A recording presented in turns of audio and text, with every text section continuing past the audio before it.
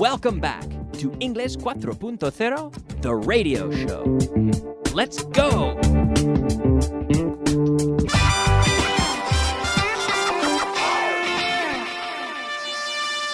Advanced. All right, and welcome back to the program, class number 119. Now, yes, advanced class number 119, moving on through the material. And we've been practicing now in a number of different drills with the word else. So we're going to practice a little bit more with this word today, else, in our review of yesterday's class, 118.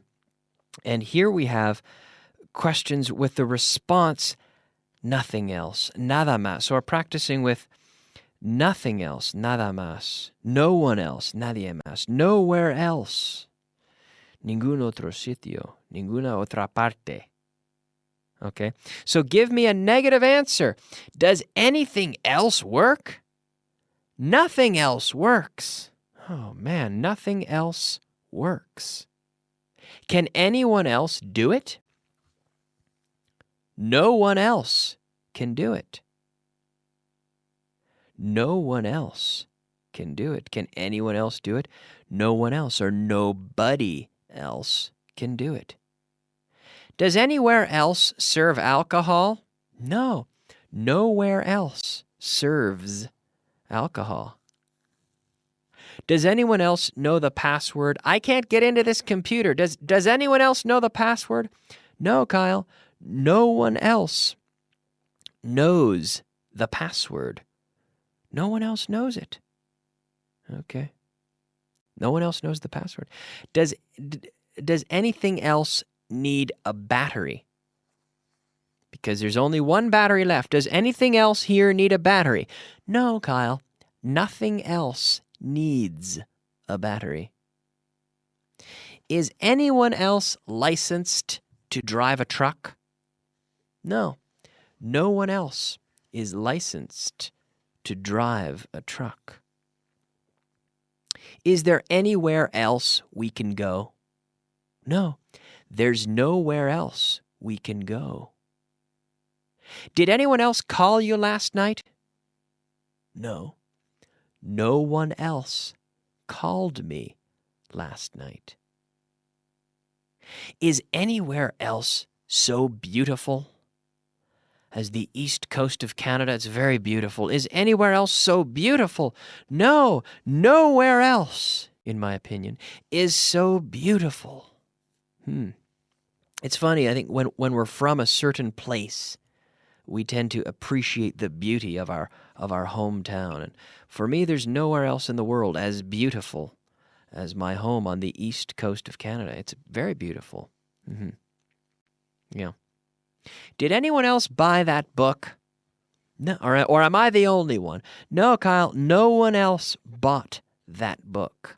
No one else bought it. Should anyone else, or should anything else have the same music? So imagine a certain movie has some music to it. The music to the movie. It's interesting we say the music to the movie, but or to a play. Now imagine there's a piece of music that's unique to that, like Rocky. You know, the music that appeared in Rocky. Should anything else have the same music? No, nothing else should have the same music. That music is synonymous with Rocky. It's equated with that, and if anyone else steals that music or uses it, it would just seem very strange, right? So no, nothing else should have the same music. Now, are they going to hire anyone else? No, they aren't going to hire anyone else. Are they going to hire anyone else? So here we have anything else, anyone else, and anywhere else. More with the same type of exercise. Are they going to hire anyone else? No, they're not going to hire anyone else. Ask me if I want to go somewhere else. Kyle, do you want to go somewhere else? No, I'm happy right here. I don't want to go anywhere else. Did he say anything else about the party? It sounds really good. Did he say anything else about it? No, he didn't say anything else about the party. Are they going to invite anyone else to their radio show? No, they're not going to invite anyone else to their radio show. I invite a lot of people to the radio show. I'm going to invite more people to the radio show in the future. Yes. Do you know anything else about what happened? No, I don't know anything else about what happened.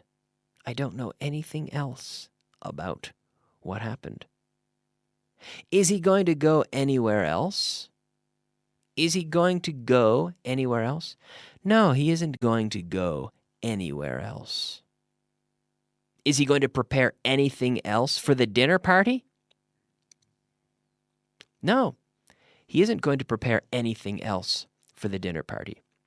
Now, I could also say for the dinner or for dinner, but there's a difference if I say for dinner and the dinner. The dinner is like the event. Do you know that there's a dinner tonight at Fitz's house? Are you going to the dinner? The dinner with the article, the dinner, the event at Fitz's house where people will be eating dinner together. Are you going to the dinner? No, I'm not going to the dinner. Or yes, I am going to the dinner. But here, are you going to prepare anything else for the dinner? Or are you going to prepare anything else for dinner? Just para cenar, for you to have dinner. Ask me if I'm going to live somewhere else next year. Hey, Kyle, are you going to live anywhere else next year? No, I'm not going to live anywhere else this next year. Ask me if I'm going to eat something else before I go home tonight. Kyle, are you going to eat anything else? Are you going to eat anything else before you go home tonight? No, I'm not going to eat anything else. I've eaten enough. I'm not going to eat anything else before I go home tonight. When I get home, I'm going to have a big dinner. Yeah, but I'm not going to eat anything else before I go home. I'm not going to eat anything else until I get home. Okay? Now it is time to move on to our expression of the day. And we've got a good one for you today. Expression of the day. Yes, I promised a good one, and it is. It's interesting. The expression of the day today is to learn the ropes. The ropes. Yes, like a cord, a rope. But we say to learn the ropes is to learn how to do something. When in terms of the radio show, it took me a while.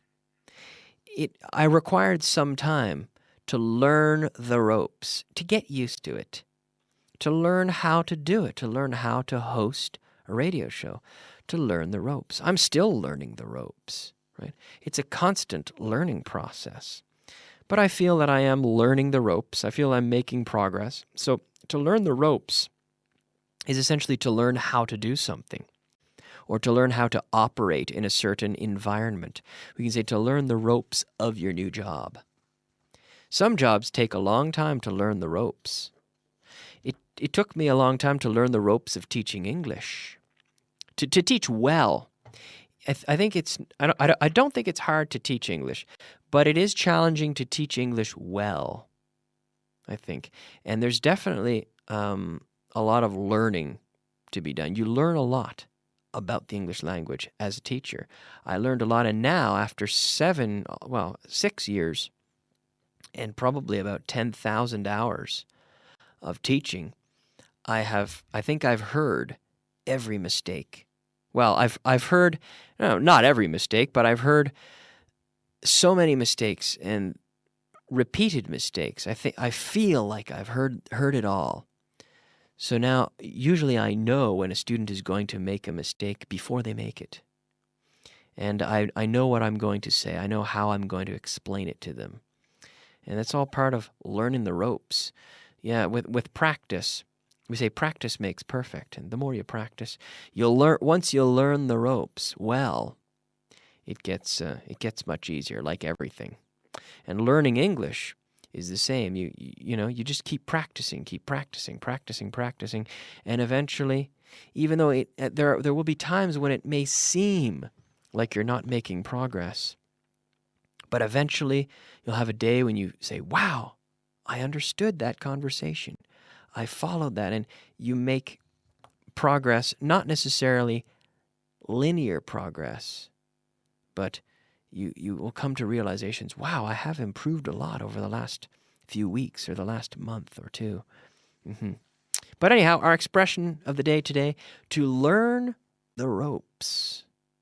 All right. Now, as we move into class number 119, we have the structure here, to lose control. Perder control. It's not hard to understand this, but my students still make mistakes with this sometimes. So we're going to practice. Have you ever lost control of the situation? Yes, I've lost control of the situation. Have you ever lost control of a bicycle?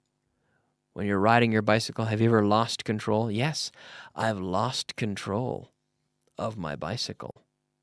It's a terrible feeling, isn't it? There's maybe a half a second when you notice you've lost control and you're going to crash and there's nothing you can do about it. And you think, I've lost control.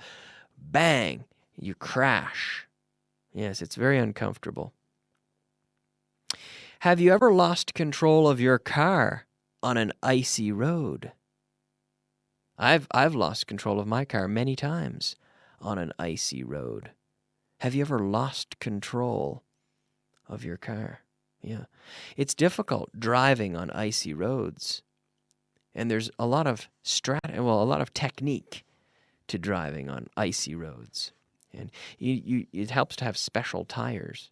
In Canada, we never put chains on our tires. In fact, it's illegal to put chains on your tires in Canada. This is why we have snow tires, special tires for driving in the snow, because it's very, very common to have bad roads in the winter. The roads are covered in snow and ice. So if everyone drove with chains every time it snowed, well, the roads would get destroyed because the chains are very bad for the roads. So chains are illegal, and instead people use snow tires, so special tires that are made for driving in snow. They have a thick tread like the tread on the bottom of my shoe, but they have a very thick tread, good for maintaining control in the snow. So hopefully you don't lose control in the snow and ice. So it helps to have good snow tires, but also you have to understand the technique for driving in the snow. All right, now we have to look at our translation list, but first, one more thing. That's right, it's time for the vocabulary of the day. Vocabulary of the day.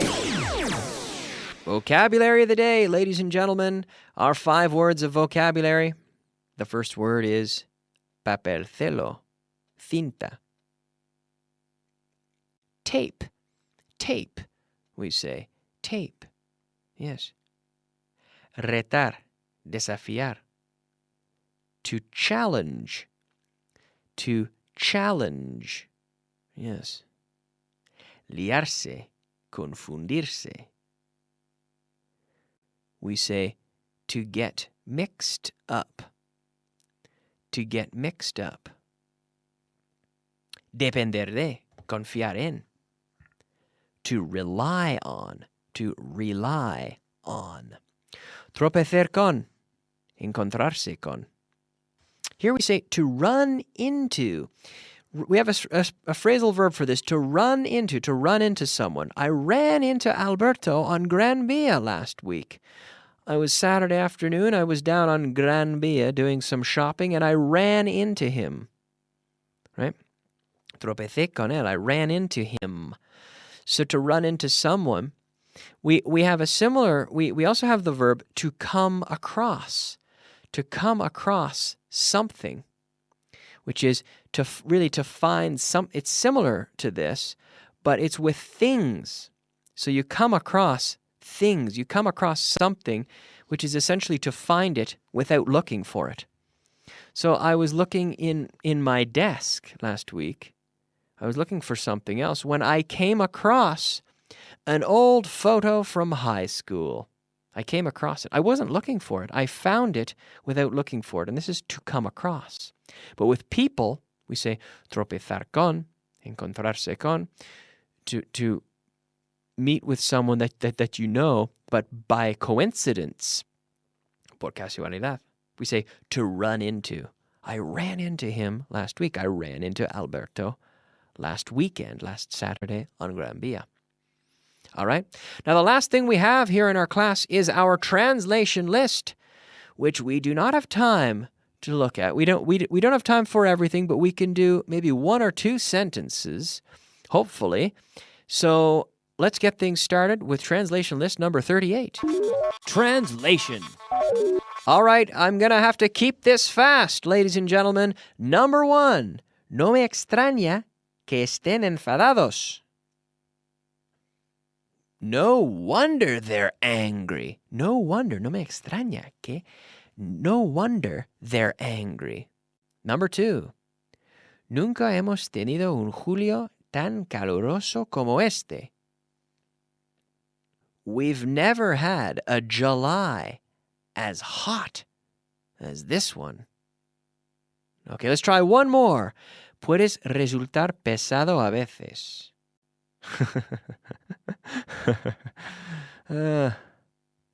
Puedo yo. I can be, I know.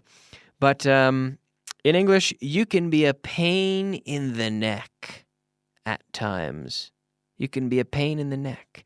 You can be a pain in the neck at times. Yes. I can be a pain in the neck at times. I know I can.